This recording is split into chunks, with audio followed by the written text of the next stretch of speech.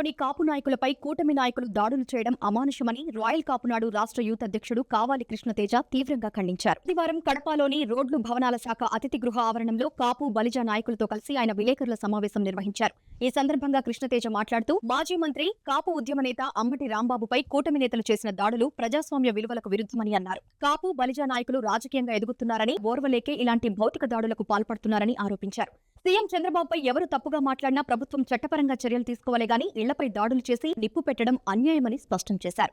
కాపు సామాజిక వర్గానికి చెందిన నేతలను అణచివేయాలనే ప్రయత్నాలు ప్రభుత్వానికి చెడ్డ పేరు తీసుకొస్తాయని హెచ్చరించారు. కాపులు ఐక్యమైతే ప్రభుత్వాలు కూలిపోతాయని పేర్కొనుకు ఇప్పటికైనా కూటమి ప్రభుత్వం దాడులు ఆపకపోతే తీవ్ర పరిణామాలు తప్పవని కృష్ణతేజ హెచ్చరించారు.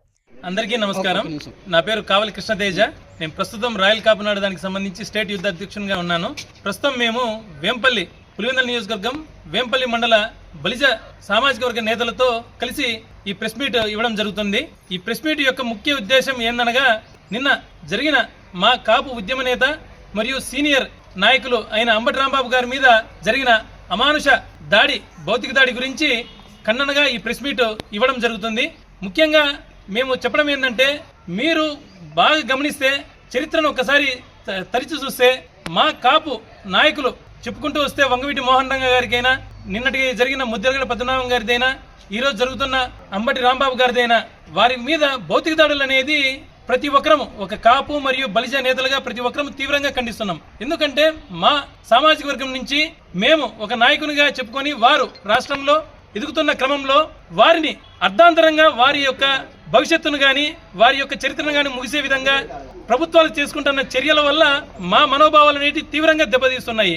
ముఖ్యంగా మేము ఒక ప్రభుత్వంగా మీకు విన్నవించుకునేది ఏంటంటే, సార్, మేము మా నాయకులు నిన్నటి జరిగిన ఈ సంఘటనపై ఒకవేళ అంబటి రాంబాబు గారు ఏదైనా ముఖ్యమంత్రి గారిని తప్పుడుగా మాట్లాడినారంటే దానికి తగ్గట్టు నిజ నిర్ధారణ చేసుకొని చట్టరీత్యంగా ఏమైనా చర్యలు తీసుకునే దానికి ఎన్నో మార్గాలు ఉన్నాయి. కానీ ఆ ఒక్క మాటను బేరీజు వేసుకొని వారిని భౌతికంగా మరియు వారి ఇంటిని నిప్పు పెట్టే విధంగా చేయడం అనేది చాలా అమానుషమైన చర్య.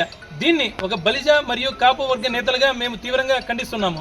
భవిష్యత్తులో ఉన్న ఇటువంటి చర్యలు మీరు ఎంత చేయడం వల్ల పబ్లిక్ లో, పర్టికులర్ గా మా సామాజిక వర్గంలో ఇది చాలా రాంగ్ మెసేజ్ పోతుంది.